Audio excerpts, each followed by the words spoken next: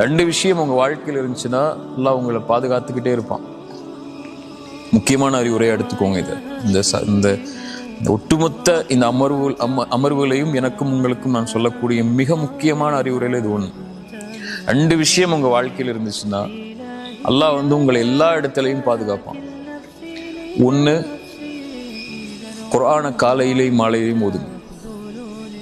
ஒரு பக்கமாவது 5 ஆயத்தாவது குர்ஆனை திறந்து, மொழியாக்கம் தெரியலனாலும் கூட பிரச்சனை இல்லை, குர்ஆனை திறந்து காலையில ஒரு 2 நிமிஷம் ஒதுக்கி ஒரு 5 ஆயத்தை ஓதுங்க. உங்களுக்கு அவ்வளோ வேலையே இருந்துச்சுன்னா அதுக்கு மேல ஓத முடியாத அளவுக்கு, அல்லது இரவு தூங்கும் போதோ மாலையிலேயோ 5 ஆயத்து குர்ஆனை ஓதுங்க. 5 ஆயத்துங்கிறது 5 ஆயத்தை தான் ஓதணும்னு நான் சொல்லலை. அவ்வளோ அதை விட உங்களுக்கு நேரம் இல்லை அப்படிங்கிற பட்சத்துல சொல்றேன். குறைஞ்சபட்சம்